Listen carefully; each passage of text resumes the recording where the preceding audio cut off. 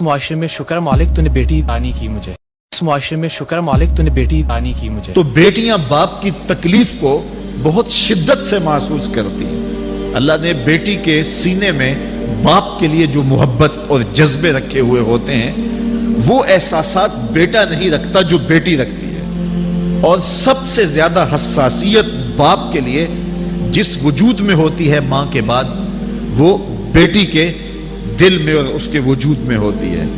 आका करीम अलैहिस्सलातु वस्सलाम ने सैयदा फातिमा तो ज़हरा रज़ी अल्लाह ताला अन्हा के सामने सारे दुख सहे थे और वो हुजूर अलैहिस्सलातु वस्सलाम की जुल्फों को पानी से धो रही होती और साथ उनकी आंखों में आंसू होते कि मेरे बाप का क्या जुर्म है कि ये पत्थर बरसाते हैं, कभी कूड़ा फेंक जाते हैं और कभी ओजरियां डाल देते हैं।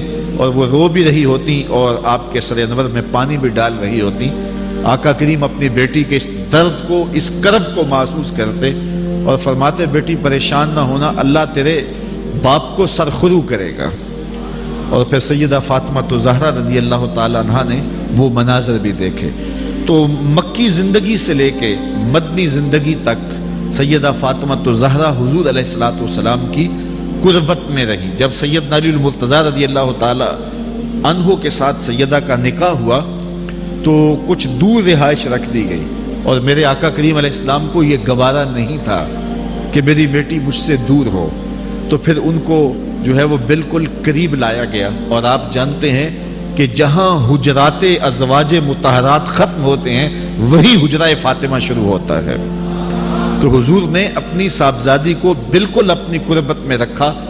और सैयदा आयशा रज़ी अल्लाह ताला अन्हा फरमाती हैं कि सैयदा फातिमा तो ज़हरा रज़ी अल्लाह ताला अन्हा को हुजूर ने करीब किया और उनके कान में कोई बात कही और उन्होंने रोना शुरू कर दिया। फिर हुजूर ने कोई कान में बात की तो वो मुस्करा पड़ी। तो मैंने उनसे कहा कि मुझे बताओ कि हुजूर ने तुम्हें क्या कहा है। तो वो फरमाने लगी मैं हुजूर का राज इफ्शा नहीं कर सकती। कहती हैं कि फिर हुजूर का विसाल हो गया तो मैंने फिर हजरत फातिमा से कहा कि मैं तुम्हारी मां लगती हूं, इस निस्बत का वास्ता दे के कहती हूं कि मुझे बताओ तुम्हें हुजूर ने क्या कहा था। तो कहा अब मैं तुम्हें बताऊंगी। और वो ये कि आका करीम अलैहिस्सलाम ने कहा था कि मैं अब अल्लाह के हुजूर हाजिर होने वाला हूं, अपनी मौत की खबर दी थी जो मेरे लिए गवारा नहीं थी और मैं रो पड़ी। तो फिर मेरे हुजूर ने इरशाद फरमाया, दूसरी मर्तबा मेरे कान में जो सरगोशी की, हुजूर ने फरमाया कि मेरे अहले बैत में सबसे पहले मुझसे तुम आ मिलोगी।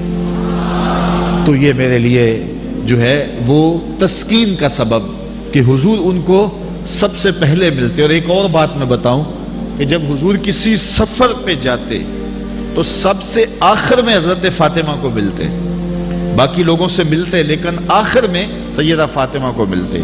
और जब सफर से वापस आते तो सबसे पहले हजरत फातिमा को मिलते। यानी जाते हुए आखिर में मिलते और आते हुए सबसे पहले मिलते कि कम से कम जो है वो वक्त उनसे दूरी का रहे। तो और आका करीम के बाद वो सबसे पहले तकरीबन 6 माह बाद हुजूर के विसाल से इस दुनिया से जो है वो कूच कर गई और हुजूर अलैहिस्सलातु वस्सलाम की कुर्बत उन्हें जन्नत में बरज़ख में नसीब हुई और रहमत के गहवारे में चली गई। तो हुजूर उनकी कुर्बत इस कदर अजीज थी कि कुछ लम्हे भी हुजूर उनसे जुदा ना रहना पसंद करते थे। और हुजरा फातिमा के करीब से हुजूर कभी गुजरते और आका करीम अलैहिस्सलाम उनके साथ शफकत करते। अब मैंने अर्ज किया कि उनका तरबियती दौर जब गुजरा है सैयदा फातिमा तो ज़हरा का, तो उस वक्त वो बरसते हुए पत्थर थे, डाली जाने वाली ओजरियां थी, बिछाए जाने वाले कांटे थे, उक़बा बिन अबी मुआयत का कूड़ा था जो हुजूर की दहलीज पर डाला जाता। तो इस माहौल की तलखियों के अंदर इस्लाम को परवान चढ़ते हुए उन्होंने देखा था। लेकिन फिर मदनी दौर की बहारें भी देखी और अल्लाह ताला ने इस्लाम को फतह और सरबुलंदी, इज्जत और आबरू की मंजिल पे जब फैजुल मराम किया और इस्लाम फैलने लगा। और वो वक्त भी आया कि कुरान नाज़िल हुआ, इज़ा जाअ नस्रुल्लाहि वल फत्ह व रअयत अन्नास यदखुलून फी दीनिल्लाहि अफ़वाजा। महबूब आप अपनी आंखों से देखोगे कि लोग इस्लाम में इस तरह दाखिल होंगे जिस तरह फौजें दाखिल होती।